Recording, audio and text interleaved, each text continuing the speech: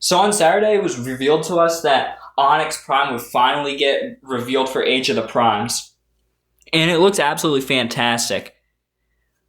Like, I can't even fathom anything about this figure. It's stellar, it's a masterpiece, and it's phenomenal. This is what Power of the Primes should have been. And he's going to be a leader class. Now, in this image, it's insane. This is the most blessed thing ever. It has the digitigrade legs right there, and you can see his extra legs, similar to Beast Wars Scarum, sitting on his shoulders. I also like the shoulders too. It reminds me of TLK Megatron's design, and the arms also kind of present that as well, and are very reminiscent. There he is with his spear. The TF Wiki said he only came with a spear, but he actually comes with a bow, which appears later on in the images. It looks fantastic. Right here, we can also see that his fingers are articulated. Not every Transformer has them, but apparently he's getting it. And it's great because finally the leader classes are upgrading themselves from what they should be. Not just a leader class, and then you get like a box, which is, in other words, a trailer, because it's kind of like a brick or something like that. And they just do it to just get to the leader class price point. I love how the fingers are just articulated. I mean, he can pretty much just hold almost anything. Like Scourge's sword, how it has a tab. Not every figure could hold that, but this guy can. I can just see this guy getting scalped to oblivion the second he gets on shelves, which is why I'm going to try to get him as fast as I can when he comes out, because I'm so anticipated for him. In this image, you can see that his head also looks like Crowbar in Dark of the Moon, which is very, very awesome. I love that head sculpt that they gave him, but the actual Studio Series figure for it, which I do have, is absolutely horrible. There's this digitigrade feet. I'd also like to make one thing clear, that this guy isn't made of gold plastic. That's a thing of the past. I remember breaking the gold plastic Protoform Starscream, and I thought it wouldn't break. I was so disappointed because it looked so amazing. But the clear plastic one's better. Here's a image of him and his spear, and if we get a close-up of his spear, you can actually see the symbol on it. Every Prime basically has their symbol somewhere on them. Oh, or well, at least I think they do, because Megatronus had it, and I guess he does as well.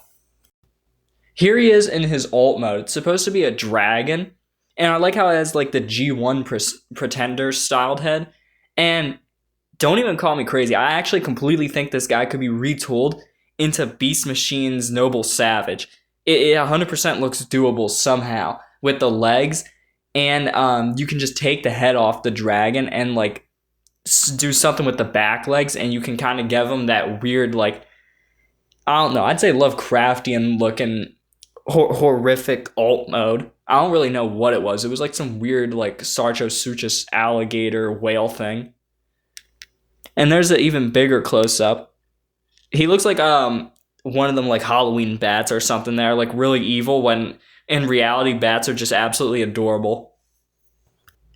It's like you got Alchemist Prime being Larry, and you got this guy being Halloween Joe with that head. Here's what he looks like on top. You can't tell me that this doesn't at least even remotely look like either Beast Wars Mutant Soundwave, or it looks like Beast Machine's Noble Savage's alt mode. 100%. You can't convince me otherwise. And this is also another great reason why I'm going to get him, and why he's most likely going to be scalped to oblivion, and I probably won't get him. Here's what he looks like on the side. I like how they actually got the back hind legs to have an ankle tilt, because unlike Thundertron, where I thought he was going to be a good figure, and that at least his alt mode would be like somewhat better, and it just wouldn't, like, you could at least mess around with it. Nah, it wasn't. If they gave it the ankle tilt, it would have made it a lot better and a lot more articulation on the feet, which is what I'm glad they gave here on this guy, because they haven't done something like that in a little while. And here's what he looks like in his Centaur mode, which is based off of Prime. This is insane. Like, it's like he came straight out of Transformers Prime. With like how the wings are, you can just like have, I guess if you wanted to make like a video or stop motion, you could just have like a light shining behind his back or something like that. It'd be cool if there was like an upgrade kit where you can get him like the pointy arms or something. Here's what his battle mask looks like. Yeah, that's right. He has a battle mask. For only having one accessory, it turns out that he was actually going to be a magnificent figure. It's only a matter of time before he like comes out and gets absolutely scalped, and I'm not able to attain him. There he is with his beautiful box art.